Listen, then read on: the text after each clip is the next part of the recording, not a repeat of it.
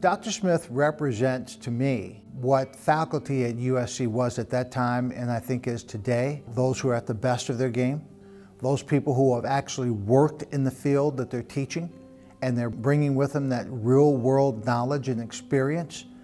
Doc Smith's background is very colorful.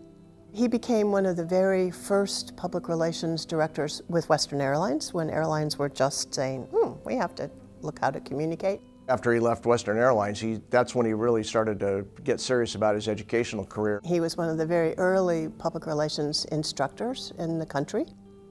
And then ended up at USC in 1970.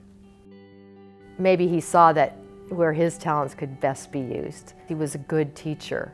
He just understood. He understood people. He understood what they were looking for, but also, again, what they were capable of. He was so excited about teaching and about students that you just felt you could do anything. And I think all of us who were Doc's kids, as we used to call ourselves, always used to comment how he believed in us so much that we just did amazing things. We didn't know we shouldn't or couldn't. I think it was the fact that he took an interest in you, not just as a student, but as a person. Dr. Smith had individual students, period. If he had a class of 30, he had 30 individual students that he knew and that he talked to. When he walked into a classroom, you knew that he wanted to be there on that day or any day. You could hear a pin drop in his class because nobody wanted to miss anything he said. It was amazing. And he said, I'm going to give you a toolbox that it doesn't matter where you go, whether you end up working for symphonies or airlines or animal rights, it doesn't matter. This toolbox is going to help you communicate what you're passionate about and make a difference.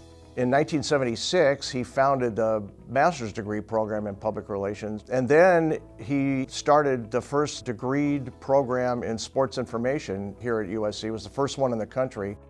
Doc was one of the first academicians to actually have a key leadership role in the Public Relations Society of America. He was the national president of PRSA in 1977. And I think that was because they recognized that this was an extraordinary case of a practitioner who had become an academic, but that he was very valuable to the society. He helped start the Public Relations Student Society of America.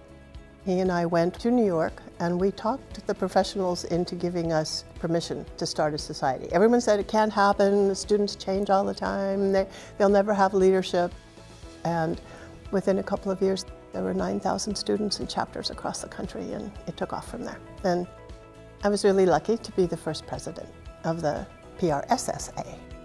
Shortly after he passed in 1988, several of us got together and said we should really find some way to repay him for the immense impact that he'd had on all of our lives. We thought one of the great ways to do that would be to start this symposium. It's our way of really paying tribute to the people he made us be. And whose sole purpose in life was to give you a foundation to grow.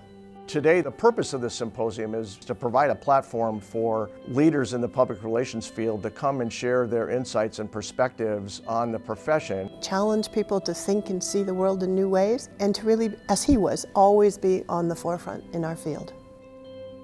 So he stays alive in this way that, you know, we all have people in our lives who touched our lives deeply. And some are stamped a little deeper on your heart. And Doc is one of those people.